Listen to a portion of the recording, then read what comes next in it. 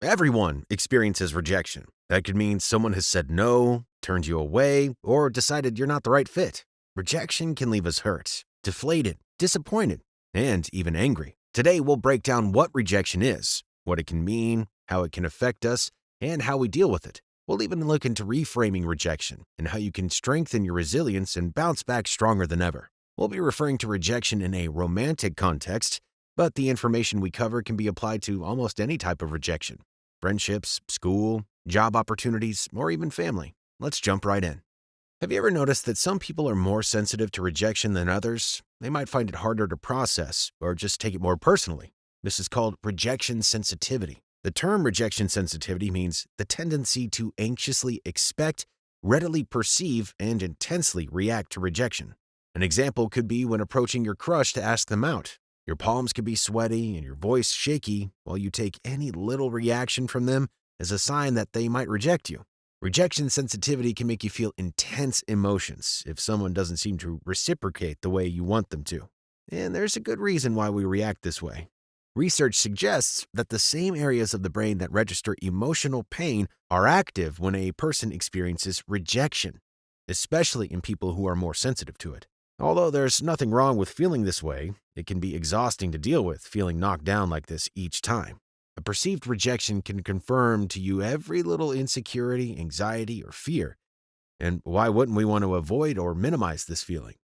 To avoid rejection completely, you'd have to pretty much live under a rock. That also means not putting yourself out there or getting any of the amazing experiences or opportunities life can give us. So how can we experience all that life has to offer while facing rejection?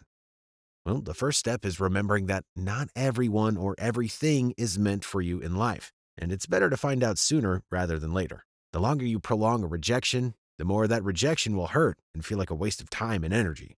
On the other hand, finding out what is meant for you is an amazing experience, and the longer you hide from rejection, the longer you prolong finding that perfect fit.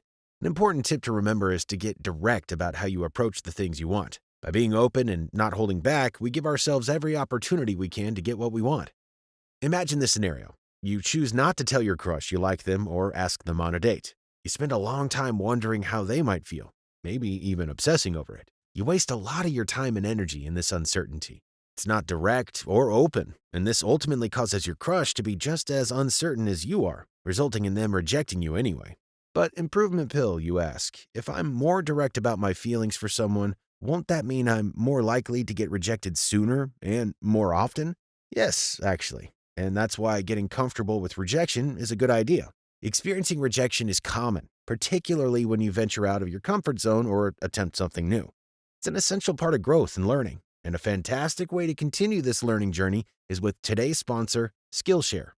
Skillshare is a top online learning community for creatives, offering thousands of classes by industry experts in film, illustration, design, freelancing, productivity, and more. Their learning paths are curated class sequences that build on each other to reinforce lessons. These paths suit all experience levels, from beginner to advanced, and cover categories like design, productivity, creative freelancing, software tools like Procreate and Blender, marketing, and more. We recommend you check out the Creative Productivity, Kickstart and Sustain Any Project learning path. In that series of motivational classes, you'll engage in exercises designed to conquer creative anxiety, ignite fresh ideas, and initiate consistent, effective progress on your personal or professional projects. Engaging in creative and artistic activities can help relieve stress and anxiety following rejection. So we could not recommend this class enough. The first 500 people to use our link in the description will receive a 1-month free trial of Skillshare. Now, let's look at our next step, reframing what rejection means to us. Having a lot of attachment to an outcome will cause you to react proportionately when the outcome you want is not achieved. So your strong attachment will result in a strong emotional reaction. Ancient philosopher Epictetus explained that we should be careful with desire and opposition. If we don't get what we desperately want, we instead encounter what we don't want. In this case, if we really want to be accepted, we don't want the opposite, rejection. The more we want to be accepted, the more we suffer when the opposite happens. Epictetus concludes that we shouldn't desire things to happen as we wish, but let them happen as they will. This neutralizes the pain of rejection because we aren't actively being rejected, but instead surrendering to the moment and letting things happen. We can't control everything, and it's healthy to focus on things that we can control. We have more control over our mental and physical health than we sometimes might realize. We take care of our mental health by letting things happen and being more accepting. But we also need to find ways to look after our daily physical health too. So let's take a look at letting things happen and rejection in a bit more detail. Picture this scenario. Instead of rejecting you, your crush accepts your invitation to go on a date with you, even when they don't want to. You wanted this date to go well, but it does not go well. They don't relate to the conversation you make, and they don't seem interested in you. There's something off about it, and it's because it wasn't meant for either of you.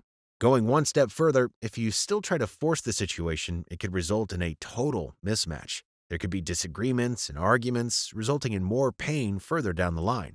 There'll always be a reason you'll be rejected, and more often than not, this is because what you wanted wasn't for you.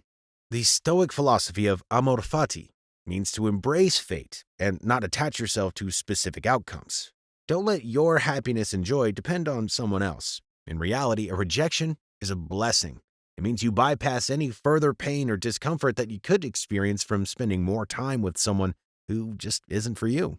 Although, yes, rejection is disappointing, there's also a power in uselessness. What this means is that when you're turned away from a person or situation, there's peace and freedom in not being needed or wanted. The silver lining here is that you get to focus on yourself and move on to the next thing when you're ready, which means you're that much closer to finding that better fit for you. The next step in rejection is bouncing back. It's important to remember you are never worse off after being rejected, but instead remain in the same place, if not wiser, having learnt what is or isn't for you. Do not attribute more meaning than necessary to a rejection. In isolation, a rejection is simply someone communicating their feelings with you. If you want to make it mean more than this, it will only cause you pain. Often, you will experience rejection, and although it is painful, you'll move on. A year later, you won't remember the situation or the person, and will have moved on to something better suited to you. In the grand scheme of life, rejection is a drop in the ocean, especially when you do the personal work to figure out why you may have been rejected and learn from it. That is why, after any rejection, it's important to let yourself feel all the things that come up for you. Pain, hurt, sadness, anger, frustration, and blame. It's all part of facing rejection. Next, it's a good idea to review the situation and yourself. Can you think of any reason you were rejected? Perhaps the other person just wasn't attracted to you. If you want to learn 4 foolproof ways to become more attractive without altering your appearance, you need to check out this previous video. Now it's time for the final step, and that's to move on. Do not let this rejection set you back for too long. The longer time you spend down and out about a rejection, the harder it is to get back on the horse. Everybody lives through trial and error. It's how we learn about ourselves and the world around us. So letting sensitivity to rejection get in the way of this will only stop us from knowing ourselves better. And guess what? Knowing ourselves has a knock-on effect on our confidence levels. The more we know ourselves, the more confident we are, making facing rejection even easier. So whether your crush doesn't like you back, you're healing from a broken heart, or perhaps you didn't get that job you wanted, by going through these steps to deal with rejection, we can bounce back even better than before. We give ourselves the confidence to be open, face more rejections, and put ourselves out there. And in return, we get to live a meaningful life that someone else will fit right into when the time is right. If you like this video, consider hitting that thumbs up and subscribe for more Improvement Pill content. We'll see you next time.